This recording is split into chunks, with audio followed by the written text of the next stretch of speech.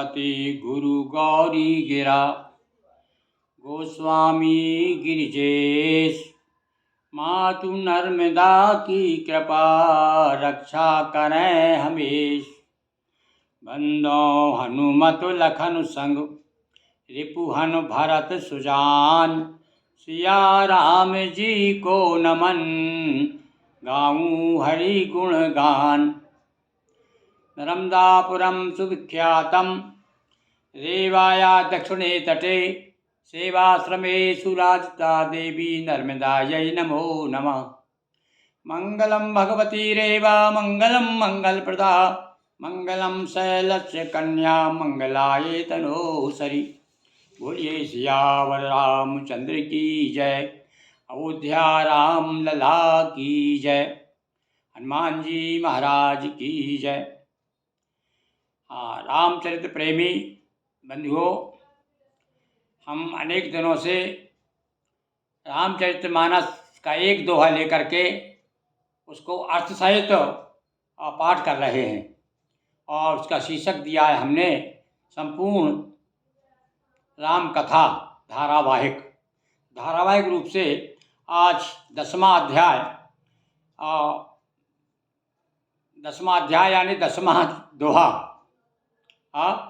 ये मानस का 10वां दोहा। हमने कल आपको बताया था कि श्याम सुरभि पे विशद, अति गुणत करई सब पान। अपनी कविता के बारे में बताते हैं। तुलसीदास जी महाराज कहते हैं कि भाई, जिस प्रकार से काली गाय का रंग नहीं देखा जाता, यानी ऊपरी आवरण नहीं देखा जाता, उसका जो सार है वो देखा जाता, ये जो दूध हमको प्राप्त होता है उसे सब बड़े प्रेम से ग्रहण करते हैं। इसी प्रकार से मेरी कविता का जो बाह्य रूप है शब्दों का, और उसको खुद ही कह दिया उन्होंने, भैया मैं रस छंद अलंकार आदि से मेरा ज़्यादा परिचय नहीं है, कभी तो हूँ नहीं चतुर कहा हूँ, ना मैं चाहता हूँ मुझे कोई चतुर कहे। हाँ, मैं इसमें राम जी का चित्र गा रहा हूँ, तो सादर सुने ही सज्जन, जो सज्जन लोग हैं वो इसे सादर सुनेंगे। और आगे उसी बात को बढ़ाते हुए और भी अनेक उदाहरण देते हैं। कविता के बारे में एक बात और विशेष बताते हैं कि वो पैजाई अनत छवि लई। कविता पैदा कहीं होती है और जहाँ पैदा होती है वहाँ उसको ज़्यादा सम्मान नहीं मिलता। इस प्रकार से बेटी की शोभा जब वो बहू बन करके ससुराल जाती है तब उसका सही सम्मान प्राप्त होता है उसे नारी होने का। इसी प्रकार से कविता के विषय में अनेक उदाहरण दिए। जैसे उन्होंने कहा कि मणि मानिक मुक्ता मणि छवि जैसी, अहि गिरि गज सिर सोहे न तैसी। अहि यानी सर्प के सर पे मणि शोभा नहीं देती जब तक वो सर पे से उतार करके और राजा के पास नहीं आती। इसी प्रकार से मणिमाणिक जो है पर्वतों में पाए जाते हैं, तो पर्वत भी उतनी ज़्यादा शोभायमान नहीं होती, उस समय कीमत नहीं होती उसकी, क्योंकि वो मिट्टी में पड़ा रहता है माणिक। इसी प्रकार से मुक्ता जो है, गज मुक्ता, हाथी के यहाँ एक मुक्ता निकलता, तो वो भी जब हाथी के यहाँ रहता है तब तक उसका कोई महत्व नहीं है, पर जब वो निकल करके और कहाँ आ जाता है, लय नृपो किरीट तरुणी तनु पाई। एक राजा के पास आता है किरीट बन करके, एक तरुणी तनु पाई यानी नवयुक्ति के स्त्री के शरीर को पा करके, यानी उसका अलंकार बन करके शोभायमान होता है, तब उसकी महिमा बढ़ जाती है। इसी प्रकार से कवि के पास जब तक कविता रहेगी उसकी कोई ज़्यादा महत्व नहीं उसका, किंतु जब वो श्रोताओं के पास चली जाएगी, उसका जब विस्तार हो जाएगा, तो पैजही अनत छवि लई, कहीं तो प्रकट होती है। न जाने अब देखो हम पढ़ रहे हैं कहाँ कभी कहाँ हुआ है, उत्तर प्रदेश में चित्रकूट के पास में राजापुर नाम का कोई गांव था, वहाँ पर आज से 500 साल पहले, पर आज भी देखिए उसकी छवि उन्होंने पहले घोषणा कर दी, भैया अनंत छवि लही। और कहते हैं कि जब पहली बार तुलसीदास जी जब बहुत बड़े कवि हो गए थे, जब अपने गांव गए थे, तो हमने एक जगह पढ़ा है, देखो कहाँ तक सत्य है हम नहीं कह सकते, पर दोहा सुनिए आप। कि तुलसी अपने गांव को नहीं, तुलसी कबहु न जाइए, भूल आपने गांव, भेद भाव जाने नहीं, धरे पाछ लो नाव। अरे बोले राम बोला गौ राम बोला गौ राम बोला आया है। अब क्या जाने कि अब तो बहुत बड़े पंडित होकर के, बड़े भक्त होकर के आए वहाँ काशी जी से, पर गांव में जब पहुँचे तो लोग, अरे कौन आए, बोले राम बोला आया है। तो देखो किसी कवि ने हो सकता है किसी कवि का इसी प्रकार से अपमान हुआ होगा अपने गांव में, तो उसने तुलसीदास जी के नाम से कह दिया होगा। बस तुलसीदास जी तो ऐसे नहीं थे, क्योंकि वो तो खुद कह रहा है कवि न हो नी चतुर काहूँ, भला बताए ऐसे कह सकते हैं। पर देखिए फिर भी भैया ये सामान्य बात है कि आदमी को जहाँ पैदा हुआ है वहाँ उसे अपना सम्मान नहीं चाहिए और नहीं चाहना चाहिए। इसलिए वहाँ कहा है कि तुलसी कबहु न जाइए भूल अपने गाँव और भेदभाव जाने नहीं धरे पाछलो नाव।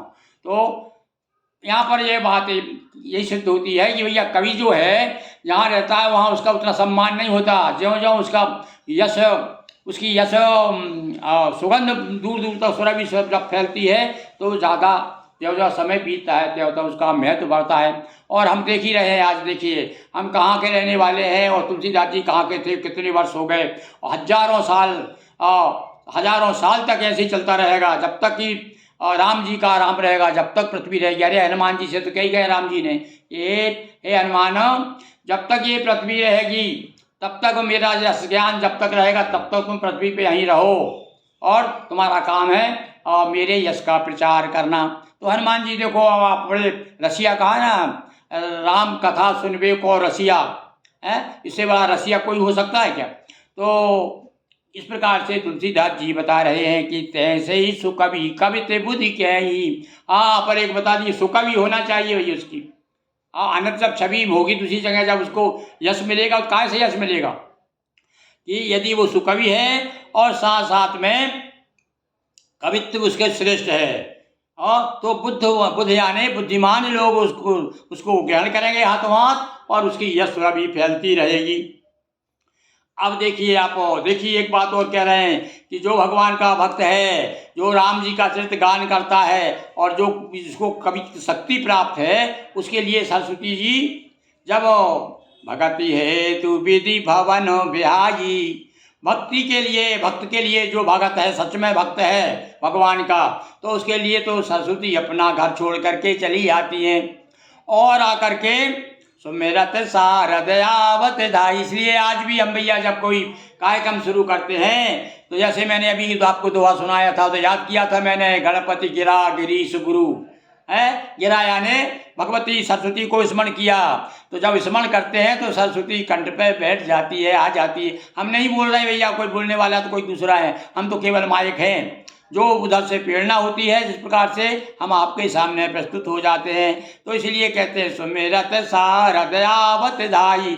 धाई यानी दौड़ करके आती है, ऐसे उसे नहीं आती। जब हम स्मरण करते हैं दौड़ते हुए आती, और जब दौड़ते हुए आती तो क्या होता है, जब आदमी दौड़ेगा तो क्या होगा मालूम है आपको। अरे दौड़ेगा तो थक जाएगा भाई, तो फिर क्या होगा, रामचरित सर विनय निभाए और सो श्रम जाय न कोटि उपाय। अब हमें सरस्वती मैया की थकावट दूर करना है तो उससे पर कहेंगे माँ आप ऐसा करिए, रामचरित रूपी जो हमने सरोवर तैयार किया है, सागर तैयार किया, इसमें स्नान कर लीजिए, इस गंगा में स्नान करिए आप। जब वो स्नान करती है कहते स्नान करने से थकावट दूर हो जाती। देखिए कहाँ तक उसको रूपक दिया है हमारे गोस्वामी जी ने कि यदि सरस्वती जी आप दौड़ के आएगी, आपने बुलाया दौड़ के आई और दौड़ के आई तो थक गई, अब थक गई तो उसके लिए क्या करेंगे, रामचरित सर विनय अनवाए, रामचरित रूपी तालाब में कहिए मैया डुबकी लगाओ तो आपकी थकावट दूर हो जाएगी। कवि को विदया हृदय विचारी और गावई हरि जस कलिमल हारी। भगवती को बुला लिया यदि आपने तो थकावट दूर करने के लिए, उन्हें प्रसन्न करने के लिए। इसलिए जो भक्त लोग हैं, कवि हैं, जो कोविद हैं, विद्वान हैं, ऐसा हृदय विचार करके मन में सोच करके हमेशा भगवान का कौन सा यश गाते हैं, वही कलिमल हारी यानी कली का मल दूर करने के लिए, कलयुग का प्रभाव खत्म करने के लिए। यदि कलयुग में रहकर आप सतयुग यानी कलयुग रूपी भवन में और आप यदि एक कक्षा अलग से बनाना चाहते हैं, काय का कक्ष, सतयुग का कक्ष, कलयुग में भी सतयुग का कक्ष बन सकता है। जैसे मान लो बड़ा भवन है कलयुग का और हमने एक कमरा तैयार कर लिया है, पर एक कमरे में यदि हमने सत्संग शुरू कर दिया तो वहाँ पर सतयुग आ जाएगा। कलयुग पूरे मकान में रहेगा पर वहाँ एक जगह, जैसे हम आज बैठे हैं नर्मदा जी के मंदिर में बैठे, यहाँ पर सतयुग है, यहाँ कलयुग प्रवेश नहीं कर सकता, क्योंकि हमेशा भगवत की चर्चा होती रहती है, भगवान शिव का अभिषेक होता रहता है। भला बताओ वहाँ कलयुग कैसे आएगा। तो इसलिए राम की कथा कैसी, आज हम लोग कथा कह रहे हैं तो ये कथा क्या करेगी, कलिमल हारी कलि के मल को दूर करने वाली, कलयुग को दूर भगाने वाली है कथा कीने। और फिर अब तो तुलसीदास जी की मान्यता है भाई, ये सब कवियों के लिए विशेष रूप से, हमारे लिए तो हम इनकी प्रेरणा से तो इधर आए भाई। और हमने भी अपना पूरा जीवन ना जाने क्या क्या अंट संट तुकबंदी कर करके जीवन बिता दिया, जिनका आज कोई मतलब नहीं है, अब खुद हमको व्यर्थ मालूम पड़ता है। तो क्या कहते हैं वो कीने प्राकृत गुण गणगाना, साधारण संसारी मनुष्यों का गुणगान करते कुछ कवि लोग, जैसे हमने भी बहुत किया है भाई और अभी भी कर रहे हैं। किंतु फिर भी बात बात जब याद आ जाता है कि भैया क्या कहा है हमारे बाबा जी ने, कहा कि प्राकृत कीने प्राकृत जन, संसारी लोगों के गुण गाओगे तो फिर क्या होगा, तुमने सरस्वती जी को तुम बुला तो लिया, तुम पे प्रसन्न तो है, पर सिर धुन गिरा लगत पछताना, सिर धुन धुन के पछताती है। अरे मैंने कहाँ इसके कंठ पे बैठ गई, कहाँ इसको मैंने कहना चाहिए कि शयन कर लिया मैंने इसका, इस व्यक्ति का। ऐसा सरस्वती जी को भी बड़ा दुख होता है। तो भैया सरस्वती मैया को दुखी ना हो, और जब वो आए उनकी थकावट दूर हो जाए, तो इसलिए आप रामचंद्र रूपी तालाब तैयार कीजिए, उनका गुणगान करिए, ताकि क्या होगा, सरस्वती मैया की थकावट दूर हो जाएगी, वो प्रसन्न हो जाएंगी। जो बरसै बरबार हृदय सिंधु मति सीप समाना, एक और बहुत अच्छा उदाहरण दिया, देखिए अब आप कितना बढ़िया एक बारिश का एक रूपक बनाया उन्होंने, वर्षा का, सब समुद्र का, सब चारों तरफ से घेर के देखिए कहाँ कहाँ ध्यान जा रहा कवि का। कह रहा है हृदय रूप हृदय क्या हमारा समुद्र है, और इसमें हमारी बुद्धि जो है वो सीप है। समुद्र में सीप रहती है, तो सीप में क्या होते हैं कि यदि स्वाति नक्षत्र का जल उसमें सीप में पड़ जाता है तो मोती हो जाते हैं। तो इसलिए कहा है कि यदि आप कविता रूपी मोती चाहिए ना आपको, तो हृदय रूपी समुद्र में, अपनी बुद्धि रूपी सीप में, और स्वाति शारदा, और शारदा क्या हो गई, शारदा स्वाति नक्षत्र की तरह, स्वाति नक्षत्र जब बरसता है तो भैया वो सीप में मोती पड़ जाता है। इसी प्रकार से जब सरस्वती मैया कृपा करती है तो हमारे हृदय रूपी सिंध में जो मति रूपी सीप है उसमें मोती आ जाते हैं। और जब मोती आपको बहुत से मुक्तामणि प्राप्त हो गए ना, अब वो मुक्तामणि को फिर क्या करेंगे आप, देखिए भगवती किस प्रकार से मुक्तामणि हमको दे रही है। कह जुगति भेदी पुनि पोय रामचरित बरताक। अब आपके पास दाने तो हैं, माला है, माला के लिए दाने तो रखे हैं, मुक्तामणि मिल गई। मुक्तामणि कहाँ से मिली, हृदय रूपी समुद्र में। क्या हुआ, ये मति रूपी हमारी जो सीप है, बुद्धि की जो सीप है, उसमें सरस्वती मैया स्वाति बन के बरस गई, उससे क्या है मुक्तामणि बने। अब मुक्तामणि को अब माला बनाना है हमको। अब माला बनाने के लिए क्या करेंगे, तो उसके लिए भैया रामचरित्र रूपी धागा ले लीजिए। बिना धागा के तो भैया कोई माला होती नहीं है। तो माला तो दिखाई देगी आपको, पर धागा नहीं दिखाई देगा। ऐसे ही कि रामचरित्र छिपा हुआ है मेरी कविता में, ये कहना चाहते हो आप। पढ़िए तो जरा, उसको अंदर प्रवेश तो करिए। पैरई सज्जन विमल शोभावती अनुराग। और जब माला तैयार हो जाएगी आपकी, कहने का मतलब आपकी कविता तैयार हो जाएगी, तब सज्जन लोग उसे बड़े प्रेम के साथ, आदर के साथ में इसका श्रवण करेंगे। बोलिए सियावर रामचंद्र की जय, उमापति महादेव की जय, अयोध्या राम जी लला की जय, हर नर्मदा मैया की जय, हर हर महादेव शंभो।